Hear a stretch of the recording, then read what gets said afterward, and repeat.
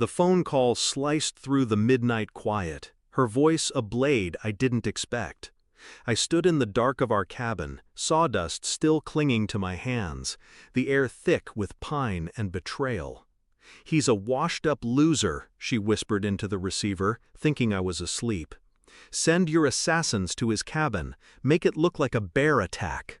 My wife. My Claire. Her words sank into me, cold as the steel I used to carry. My heart didn't race, it stopped. I didn't buy this cabin for woodworking. The calls I'd made years ago, encrypted, untraceable, ensured her father's men would never reach me. I'd buried my past as an SAS operative, but it was never gone. It lived in the walls of this place, in the traps I'd set, in the instincts that never dulled. Claire thought she knew me, a quiet carpenter, a broken man. She didn't know I'd been listening to her calls for weeks, her voice shifting from love to venom. I stood there, motionless, the phone's glow casting her shadow on the wall. My shadow stayed hidden. Her words echoed in my skull, each one a splinter.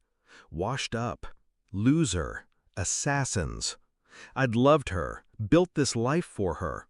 The cabin, the hand-carved table, the promises we'd whispered under starlight, it was all for her.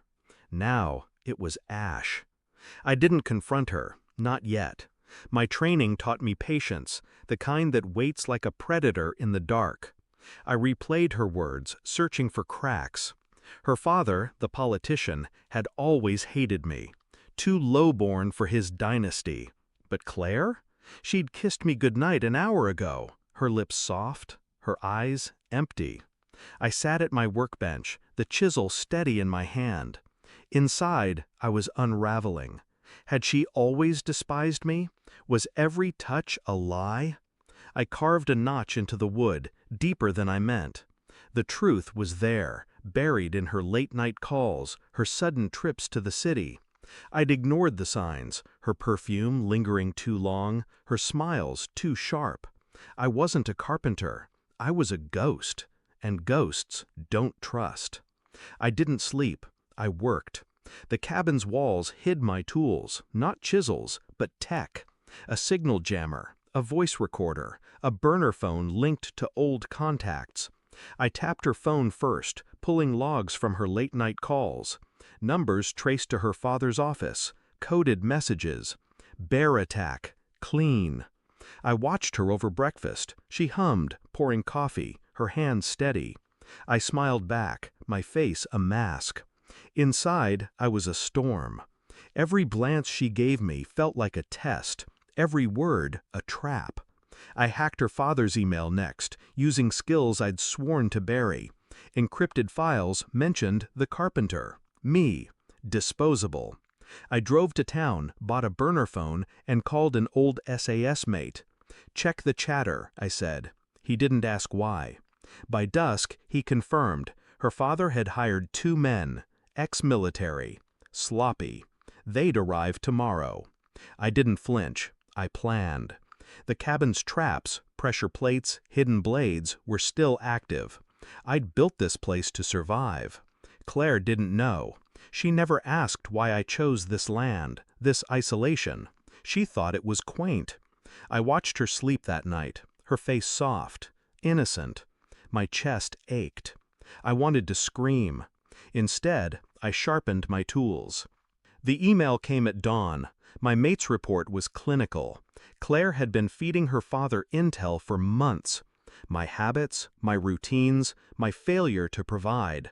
She'd never loved me. She'd married me to keep me close, to report back. Her father wanted me gone, too much risk to his campaign. I was a loose end. I printed the emails, stacked them neatly, waited. That evening, Claire sat by the fire, sipping wine. I placed the papers on the table. "Read," I said, my voice ice. Her eyes widened, then darted away. "What's this?" she stammered. "Truth," I said. She scanned the pages. Her hands shook. Her face crumpled, shock, then fear. "You don't understand," she whispered. "He made me!" I didn't move, didn't blink. You called me a loser. You ordered my death." She sobbed, collapsing into the chair. I felt nothing. The storm inside me was gone, replaced by clarity.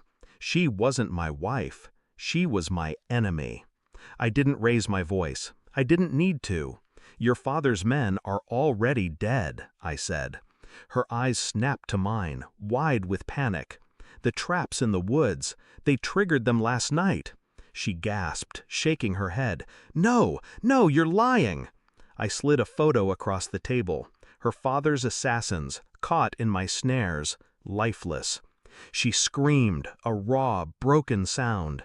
I leaned closer, my voice low. "You thought I was weak. You thought I was blind." I stood, tossing her phone into the fire. It crackled, melting. "Tell your father I'm coming for him next." Her sobs followed me to the door. I didn't look back. I drove into the night, the cabin shrinking in my rear view. Claire's betrayal had gutted me, but I wasn't the man she thought. I wasn't a carpenter. I wasn't a husband. I was a weapon, forged in blood and silence. Her tears meant nothing. Her father's power meant less. I'd dismantle his empire, piece by piece, not with rage, but with precision. The sass taught me that. I didn't love her anymore. I didn't hate her either. She was just irrelevant. The road stretched ahead, black and endless. I was free, and I was never going back.